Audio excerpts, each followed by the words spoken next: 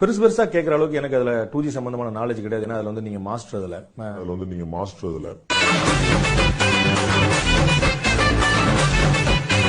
நிர்ணயித்த வழிமுறை என்பது ட்ராயோடைய வரியுறுத்தலையும் மீறியது இல்ல. ட்ராய் வந்து ஏன் விடக்கூடாதுன்னு சொன்னாங்க.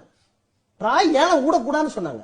First come first serve TRAI சொன்னாங்க. அசிஸ்டம் ஃபர்ஸ்ட் தான் கொடுக்கணும்னாங்க. அசிஸ்டம் ஃபர்ஸ்ட் தான் கொடுக்கணும்னாங்க.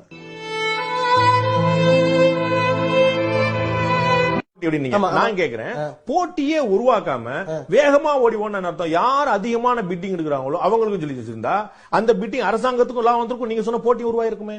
அரசாங்க லாபம் இருக்கும், ஆனா மக்கள் லாபம் வந்திருக்காது. இப்படி இன்னைக்கு நம்ம ஓசி கொடுக்குறோமா? நம்ம ட்ராய் எல்லாருக்கும் நம்ம வந்து எல்லாருக்கும் அலைவரிசையில ஓசி கொடுக்குறோமா?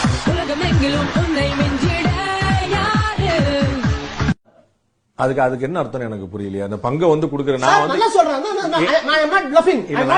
என்னுடைய பங்கு வந்து 100% இருக்கக்கூடியத என்னுடைய பங்கு 50% மாத்தினா அதுக்கு பேரு விற்பனையா வேற எதுமா? விற்பனை அல்ல. நீங்க ஆங்கிலத்துல வேற வார்த்தை சொல்றீங்க. ட்ராய், சுப்ரீம் கோர்ட், இந்த அத்தனை பேருக்கும் தவறான புரிதல் இருக்கலாம். நானே 100 பேர் கூட மக்கா இருக்கலாம், ஒன்னும் பிரச்சனை இல்ல. இந்த 100 பேரும் ராஜா குற்றம் செஞ்சிருக்கிறாருங்கிற எண்ணத்துக்கு எப்படி வருவாங்க? அதுக்கு ஒரு அவங்களுக்கு ஒரு பாயிண்ட் இல்லாம இருக்க முடியுமா? குற்றம் செஞ்சாருன்னு யாருமே சொல்ல.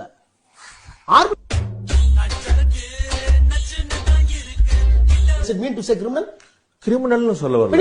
இல்ல நான் சொல்ல நான் பயன்படுத்துற வார்த்தை என்றால் இல்ல உங்களுக்கு என்ன பெரிய குரல் கிடையாது. போட்டியை அதிகப்படுத்த விரும்பிய திரு ராஜா போட்டியை முன்கூட்டியே முடித்ததற்கான நோக்கம் 2008 ஜனவரியில வந்து செப்டம்பர் கிடையாது அக்டோபர் சொல்லி சொன்னார். என்ன நீங்க புரியாம இருப்பீங்களா?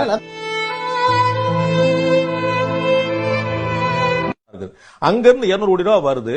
அது 209 கோடி, அப்புறம் 206 கோடி, அப்புறம் 200 கோடி மாறி அதான் சொல்ல வருது. சிபிஐ வந்து திரு ராஜாவை விசாரிக்க போகுது அப்படிங்கிற தகவல் வந்த உடனே எஃப்ஐஆர் ஃபைல் பண்றதுக்கு முன்னாடி தகவல் போகுதுன்னா டபாக்கு 200 கோடி வட்டியோட திரும்பி போயிருக்கு.